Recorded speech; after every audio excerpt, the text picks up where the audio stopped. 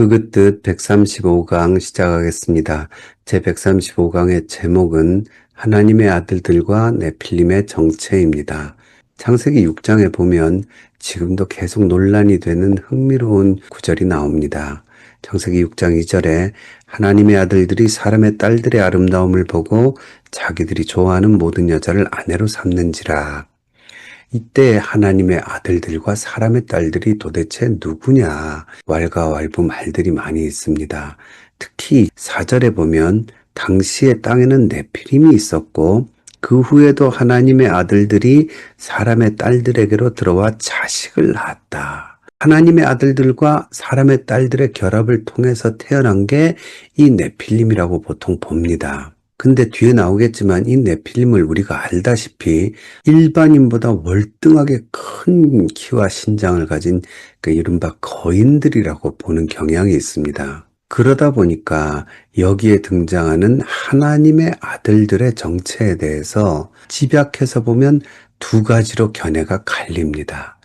첫 번째는 뭐냐면 하나님의 아들들이 씨를 줬는데 특별한 어떤 거인들이 태어났다는 걸 보고 이들은 사람이 아니겠다. 그래서 하늘에서 내려온 타락한 천사다. 어떤 영적인 존재다. 심지어는 외계인이다. 이런 식으로. 그러니까 1차적으로는 사람이 아닌 어떤 존재를 하나님의 아들들로 보려는 경향이 있습니다. 특히 성경에서 벤 엘로힘, 하나님의 아들이라는 표현은 거의 천사들에게 사용이 되거든요. 욥기 같은 데 보면. 그러니까 이들이 천사다. 이 천사들이 타락해서 못된 짓을 한 거다. 이렇게 보는 경향이 꽤 많이 있습니다. 이 해석이 강화된 것은 BC 150년경에 나오는 에녹서라는 외경이 있습니다.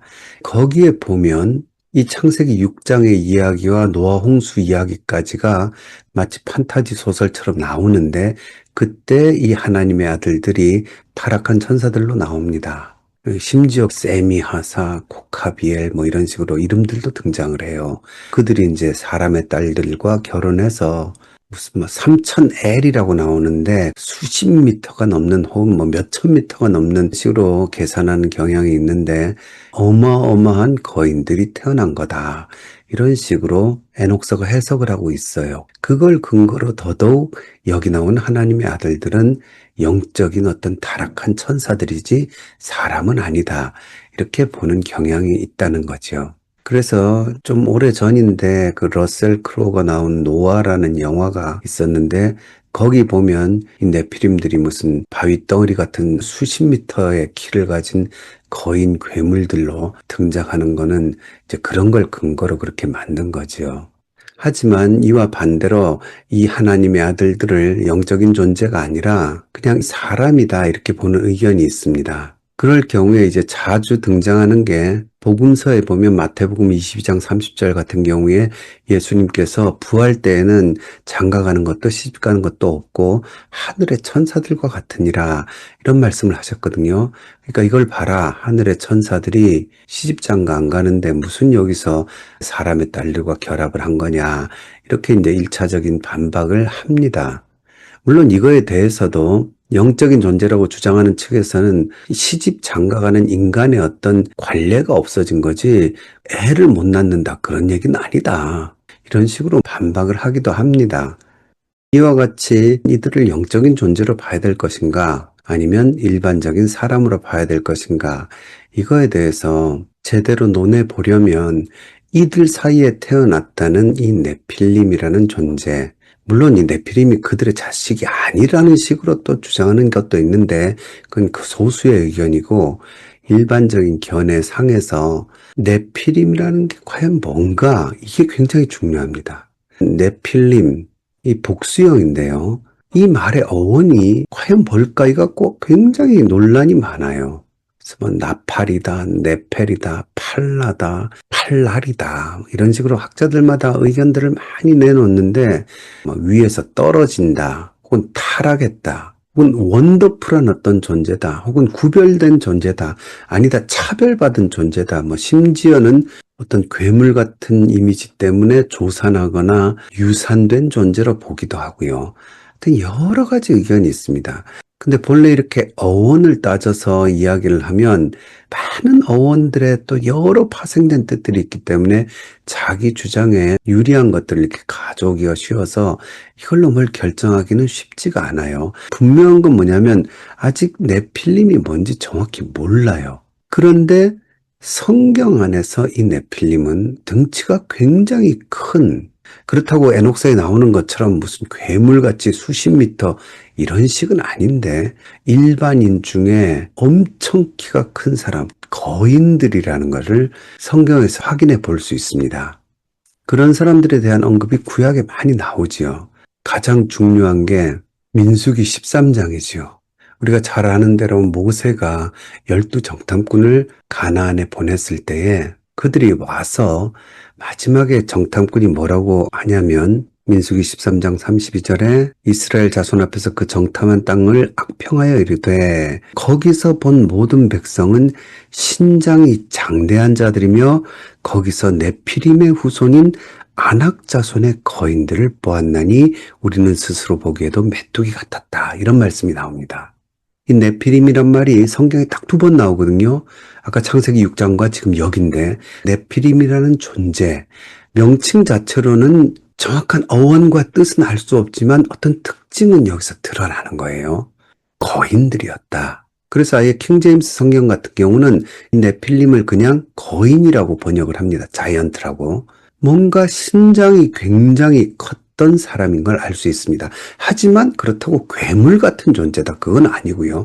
일반적인 사람들 가운데에서 신장이 월등한 사람들을 네필림, 그리고 그 이후에 아낙 자손, 이렇게 이어지는 사람들로 볼 수 있죠. 그런데 이 설명이 지금 민수기에 나오잖아요. 여기에 아주 중요한 힌트가 하나 있습니다. 창세기 6장으로 다시 돌아가 보면요. 2절에 하나님의 아들들이 사람의 딸들과 결합을 하잖아요. 그래서 4절에 네필림이 이제 등장을 하잖아요.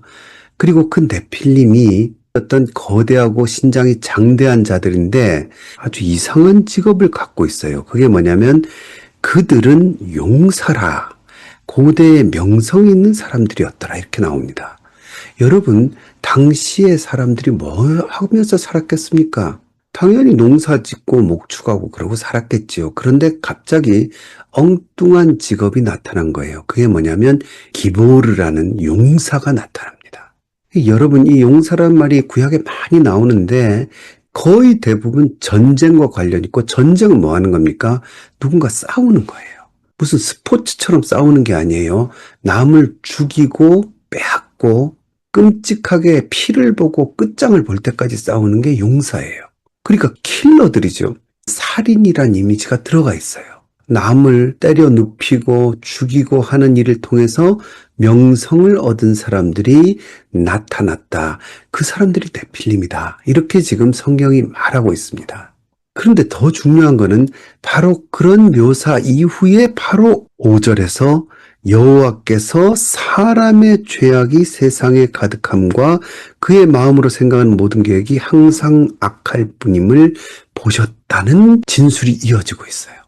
여러분, 성경은 이렇게 순서에 맞춰서 논리를 따라가는 게 굉장히 중요합니다. 하나님의 아들들과 사람의 딸들이 결합을 하고 거기서 네필림이 나왔는데 그들이 용사라는 해괴한 일, 남을 억누르고 짓밟고 죽이는 일로 유명해진 사람들이 나타나니까 하나님께서 이야, 이거 안 되겠구나. 사람의 죄악이 이 땅에 가득해졌구나. 사람의 마음으로 생각하는 게 악한 것만 이제 나오게 됐구나. 그렇게 판단을 하셨다는 거예요. 그래서 결국 어떻게 됩니까? 하나님께서 땅 위에 사람 지으셨음을 한탄하사 마음에 근심하시고 이르시되 내가 창조한 사람을 내가 지면에서 쓸어버리겠다 하고는 노아의 홍수로 세상을 심판하기로 결심을 하시는 거죠. 그 여기에 중심에 뭐가 있냐? 네피림, 용사라는 일을 하고 그걸로 명성을 떨치던 네피림이라는 존재가 있고 그 네필림이라는 존재가 나오게 된 데에는 하나님의 아들들과 사람의 딸들의 결합이 있었다. 지금 성경은 우리에게 그런 뼈대를 보여주고 있습니다. 바로 이런 상황에서 하나님의 아들들은 영적인 존재냐 아니면 그냥 우리와 같은 사람이냐를 결정을 해야 되는데, 여기에 아까 민수기 13장 33절에서 본 12정탐꾼의 목격담이 굉장히 중요한 판단의 근거가 됩니다. 왜 그럴까요? 여러분, 네필림이라는 폭력적인 존재가 노아의 홍수의 근거가 되었다. 그랬을 경우에 하나님께서 결국 노아의 홍수로 노아의 네 커플이죠. 8명. 노아 부부, 셈, 함, 야벳 부부. 이들을 제외하고는 다 멸절시켜 버리시죠. 당연히 누구도 다 사라졌겠습니까? 네필림이 사라졌죠. 그래서 이 네필림을 어떤 외부의 존재, 영적인 존재, 외계적인 존재의 DNA를 받은 반신반인이라는 그런 존재로 본다면 그들은 노아의 홍수를 통해서 다 사라졌어요. 그러면 민수기 13장 33절에 다시 네피림의 후손이 나올 수 있습니까? 없습니까? 나올 수가 없죠. 왜? 다 사라져서 후손을 낳을 수가 없으니까요. 그러니까 인류는 어디서 다시 시작한 겁니까? 노아의 가족들로부터 다시 시작한 거예요. 그러니까 다 노아의 씨예요. 그런데 그 노아의 씨가 이어져서 민수기까지 내려가니까 다시 네피림이 등장을 하고 있는 거죠. 그러면 이게 어떻게 된 일입니까? 이 네피림이란 존재는 우리가 흔히 아는 반인 반수의 이상한 영적인 혹은 외계의 유전자를 받아들인 존재라고 보기가 힘들다는 거죠. 왜냐하면 노아에게서 다시 또 네피림이 나온 거예요. 그렇게 되면 이 네피림은 어떤 종족이라는 개념보다는 특징과 관련이 있는 거죠. 남들이 안 하는 짓을 하는 존재를 네필림이라고 부른 거예요. 근데 그게 뭡니까? 용사였다는 거예요. 우리가 보통 용사라 그러면 좀 좋은 의미로 사용을 하거든요. 말 그대로 싸움꾼들이었다는 거예요. 예를 들어 골목에서 시비 붙이고 싸움하고 하는 사람들을 깡패다, 건달이다 하는 식으로 붙였던 명칭이라고 보는 게 맞다고 봅니다. 노아로부터 다시 시작된 인류 속에서도 이 네피림이라는 그룹이 다시 나타난 걸 보면 이들은 인간의 악한 본성 속에 있는 어떤 성향을 이어받은 거지 특별하게 무슨 천사의 유전자를 이어받았다. 그런 걸로 보긴 어렵다는 거죠. 그래서 그 중요한 힌트가 또 한 가지 있는데, 홍수로 다 망하고 노아 식구부터 다시 시작을 하잖아요. 창세기 10장에 보면 노아와 셈, 함, 야벳 아들들의 족보가 나오거든요. 노아의 아들 셈과 함과 야벳의 족보는 이러하니라. 홍수 후에 그들이 아들들을 낳았으니 하고는 쭉 내려와서요. 6절에 보면 함의 아들은 구스와 미스라임과 북과 가나안이요. 그리고는 8절에 구스가 또 니므롯을 낳았으니 그는 세상의 첫 용사라, 이런 말씀이 나옵니다. 네피림이 용사들이었다 그랬잖아요. 용사는 직업이에요. 싸움하는 사람들이에요. 그 일로 세상의 폭력과 폭압과 피비린내가 시작되니까 하나님께서 한탄하시고는 노아홍수를 일으키셨잖아요. 다 쓸어버렸어요. 그랬는데 다시 노아로부터 시작된 인류 속에 얼마 지나지 않아서 노아의 증손주 때에 니므롯이라는 애가 태어났는데 얘가 다시 시작된 인류의 첫 번째 기보르가 된 거예요. 그 싸움꾼이 또 태어난 거예요. 이 니므롯이란 존재는 바벨을 건설했던 첫 번째 왕이고 바벨탑을 쌓았던 존재로 알고 있죠. 그래서 여기 보면 9절에 그가 니므롯이 여호와 앞에서 용감한 사냥꾼이 되었으므로 속담에 이르기를 아무는 여호와 앞에 니므롯같이 용감한 사냥꾼이로다 하더라, 이렇게 나오는데, 용감한 이 표현이 또 긍정적으로 많이 쓰이잖아요. 그래서 용감한 사냥꾼 그러면 하나님 말씀, 하나님 시키는 대로 잘하는 용감한 사냥꾼인가 보다 이렇게 착각할 수 있는데, 그게 아니라 이때 용감한이라고 번역된 것도 기보르예요. 용사와 같은 말이에요. 싸움의 이미지거든요. 그러니까 여호와 앞에서 용감한 사냥꾼이다, 이거는 여호와 앞에 덤비는 이미지를 얘기하는 거예요. 감히 하나님 앞에 사람이 어떻게 덤빕니까? 그런데 놀랍게도 하나님 앞에서 깝죽거리는 인간이 나타난 거예요. 그게 누구냐? 니므롯이었다는 거죠. 그래서 속담까지 생긴 거죠. 하늘 무서운 줄 모르고 날뛰는 놈을 아이고 하나님 앞에 니무롯같이 건방진 놈이구나. 용감하단 겁없는 놈이구나. 이런 뜻이 되는 거죠. 그러니까 여러분 어떻게 된 겁니까? 네필림이라는 존재가 다 사라진 줄 알았지만 다시 네필림이라는 존재가 또 나타나서 여전히 용사라는 직업을 가지고 그리고 민수기까지 또 네필림이 계속 이어지고 있는 것은 그러한 폭력적인 성향이 의인으로 유일하게 구원받은 노아 가족 속에도 여전히 있었던 것이고 그 성향이 어느 순간 발현된 것이 네필림이었다. 지금 성경은 그렇게 이야기를 하고 있는 겁니다. 그래서 여기에 등장하는 하나님의 아들들을 어떤 영적인 존재나 타락한 천사 이렇게 볼 수가 없는 거죠. 그러면 도대체 누구냐 하나님의 아들들 그리고 사람의 딸들은 그랬을 때에 창세기가 어떤 구도로 6장의 이 사건을 이야기하는지를 보면 이걸 찾아낼 수가 있어요. 창세기 6장에 하나님의 아들들과 사람의 딸들이 나오기 전에 창세기 4장에 보면요. 1절에 아담이 그의 아내 하와와 동침함에 하와가 임신하여 가인을 낳았다. 그리고 여호와로 말미암아 득남하였다 이럽니다. 하나님이 주신 자손이라고 믿고 고백한 거죠. 첫 장자를 낳고. 그런데 그 가인과 그 동생 아벨 사이에 끔찍한 일이 벌어지죠. 그래서 결국 가인은 4장 16절에 가인이 여호와 앞을 떠나서 에덴의 동쪽 놋 땅으로 가버려요. 그러니까 가인은요 아담의 족보에서 사라지는 겁니다. 그리고는 가인 자체의 족보가 그 다음부터 나오지요. 17절에 가인과 아내가 동침하여서 에녹을 낳고 이랏을 낳고 무야엘을 낳고 이런 식으로 가인만의 족보가 밑으로 이어지는 걸 4장이 보여줘요. 그래서 나중에 오대손 람에게 가서는 이제 그들의 죄악들이 막 보이기 시작하죠. 일부 다처로 2명의 아내를 얻고 아다와 실라를 얻고 그리고는 그녀들 앞에서 이게 요즘 갱스터 랩의 아주 원조라고 할 수 있죠. 사람을 죽여놓고는 뭐라고 노래를 부르죠. 랩을 합니다. 아다와 실라여 내 목소리를 들으라. 나의 상처로 말미암아 내가 사람을 죽였다. 나의 상함으로 말미암아 어떤 소년을 죽였다. 그러니까 어떤 말다툼을 하다가 살짝 상처를 입었다고 죽여버렸다는 거예요. 그 가인을 위하여는 벌이 7배일진데 라멕을 위하여는 벌이 77배이리로다. 그러면서 날 건드리면 77배로 갚아줄 거다. 이 요즘 갱스터 랩 중에 이런 가사들이 굉장히 많아요. 복수와 폭력 이런 것들이 굉장히 많은데 그 원조가 이 라멕의 노래지요. 그러니까 가인 집안, 가인 가문의 분위기를 우리가 알 수 있죠.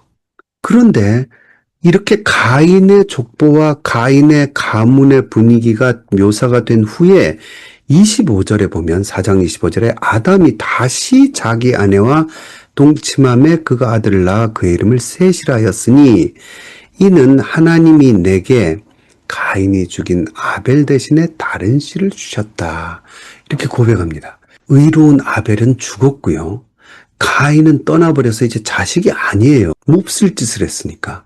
그 상황에서 다시 이 가문에 진짜 대를 이을 아들이 태어났다. 그게 셋이에요. 그리고는 그 밑에 5장에 보면요. 이것은 아담의 계보를 적은 책이니라. 그리고는 아담의 족보가 다시 나오죠. 아까 뭐가 나왔습니까? 가인의 족보가 나왔잖아요. 그리고 가인의 집안의 분위기가 나왔잖아요. 그런데 이번에는 가인이 사라지고 아벨은 억울하게 죽은 아담의 집안에 다시 시작된 족보가 기록이 돼요. 그때에 뭐라고 나오냐면 아담은 130세에 자기의 모양 곧 자기의 형상과 같은 아들을 낳아 이름을 셋이라고 하였다. 그러니까 가인은 이제 아담의 족보가 아닌 거예요. 아담과 하와가 낳은 첫 아들로 셋부터 다시 시작하는 거예요. 그리고는 6절에 보면 셋은 105세에 에노스를 낳았다. 이렇게 이어지죠. 그러니까 아담, 셋, 에노스 이렇게 집안의 족보가 다시 시작되는데 놀랍게도 이 족보는 아담이 시조가 아니죠.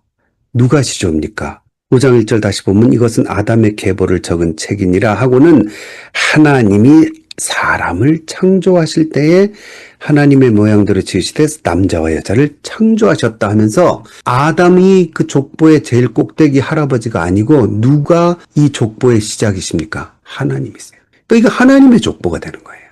그러니까 하나님, 아담, 셋, 에노스 이렇게 이어지는 족보가 다시 5장에 기록이 되어 있다는 거죠. 그 옆에 대조적으로 하나님을 떠난 가인의 족보가 나오고, 그러니까 두 부류의 가족이 시작이 되었던 겁니다. 그리고는 아까 본 대로 가인의 가문은 아주 폭력적이고 또 아다실라 이걸 보면 알지만 육체적이고 육신적이에요. 그런데 아담 가문의 특징도 나옵니다. 그게 뭐냐면 고바류의 4장 26절에 셋도 아들을 낳고 그의 이름을 에노스라 하였으며 그때 사람들이 비로소 여호와의 이름을 불렀더라. 이렇게 나오죠. 그러니까 뭡니까? 아담이 가인 대신에 아벨 대신에 새로 얻은 셋으로 그 가문이 다시 시작하면서 이건 하나님의 가문이에요. 그 하나님의 가문에서 에노스가 태어나면서 점점 사람들이 많아지면서 그들이 여호와의 이름을 부르는 공동체를 이루었다.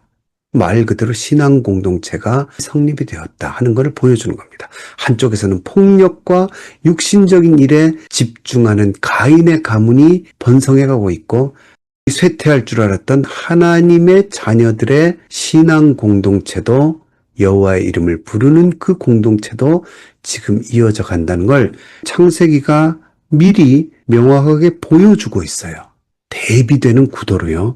그리고 6장으로 이어져서 오늘 우리가 본 하나님의 아들들과 사람의 딸들이 등장을 하죠. 여러분 그렇게 되면 하나님의 아들들을 누구로 보는 게 가장 좋습니까? 하나님이 시조이신 족보가 나와 있잖아요. 그들의 후손이 하나님의 아들들이잖아요. 누굽니까? 그 셋과 에노스의 자손들, 그들이 하나님의 아들들이다.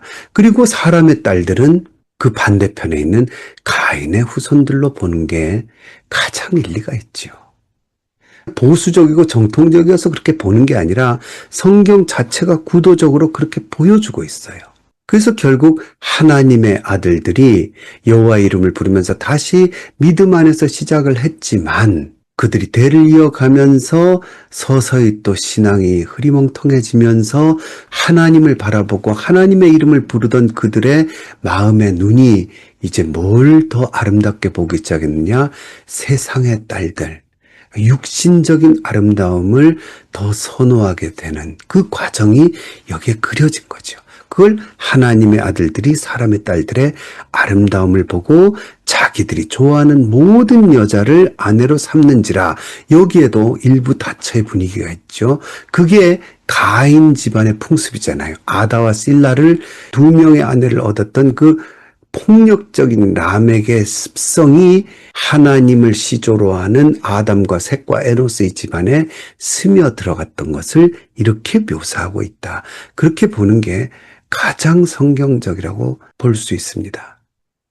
그런 차원에서 마지막으로 남는 질문이 하나 있어요. 그래도 네피림은 거인족 아니냐? 하나님의 아들들과 사람의 딸들이 결혼을 해서 왜 그럼 갑자기 거인족이 태어났느냐? 이렇게 질문할 수 있는데 저는 그렇게 보지 않습니다. 순서를 바꾸면 돼요. 그들의 결합에서 거인들이 막 태어나서 특별한 종족을 이루었다. 그게 아니고 이 결합을 통해서 많은 사람이 태어났잖아요. 그 중에 특별히 키가 크고 신장이 장대한 그런 사람들이 뭐 하겠습니까? 지금 같으면야 무슨 농구 선수가 되어서 코트를 뛰어다니면서 사람들을 기쁘게 하겠지만 당시에는 용사, 싸움꾼이 됐다 그랬잖아요.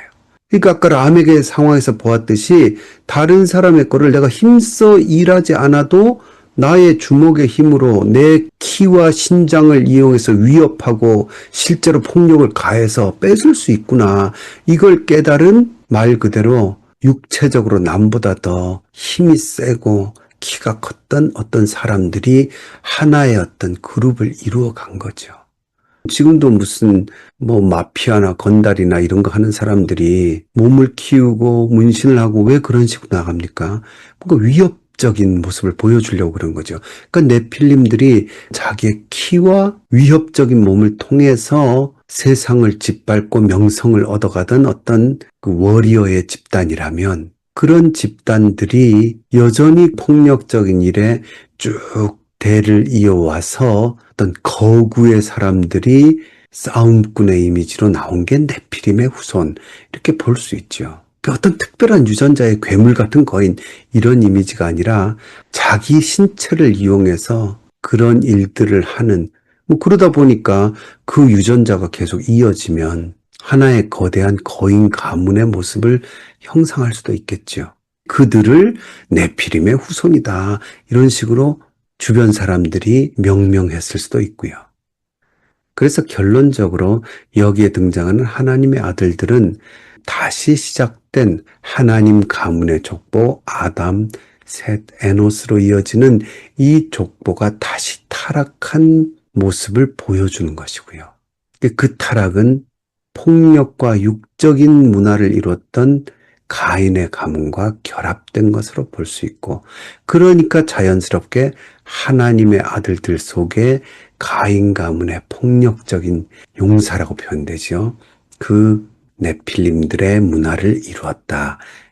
그래서 이게 참 우리에게 교훈이 됩니다. 여러분, 신앙이라는 건요, 어떤 눈을 갖고 있느냐가 참 중요해요. 그래서 예수님이 산상수훈에서 내 눈이 내 몸의 등불이라고 말씀하셨잖아요. 눈이 내 몸의 등불이니 네 눈이 성하면 온몸이 밝을 것이고 네 눈이 나쁘면 온몸이 어두울 것이다. 영적인 눈이 어두우면 네 삶은 어두움을 방황하다가 이제 어두운 곳으로 가는 거다 이거죠. 그러니까 이 영적인 눈이 무엇을 아름다운 것으로 보느냐 이게 굉장히 중요합니다. 하나님의 가문이 시작되어서 여호와의 이름을 부르고 여호와를 찾고 주의 장막이 어찌 아름다운지요. 주님의 손가락으로 만드신 하늘과 주께서 베풀어 주신 달과 별을 보면서 하나님의 모든 것이 신묘막측하고 아름답구나. 이런 신앙의 눈으로 살아야 되는데 어느 순간 영이 흐려지고 여기 나오는 대로 세상의 아름다움, 육신적인 욕망과 욕심이 아름다워 보이고 그게 좋아서 그걸 채우는 게 인생의 목표가 되어가는 순간 하나님의 심판과 가까워지는 거죠.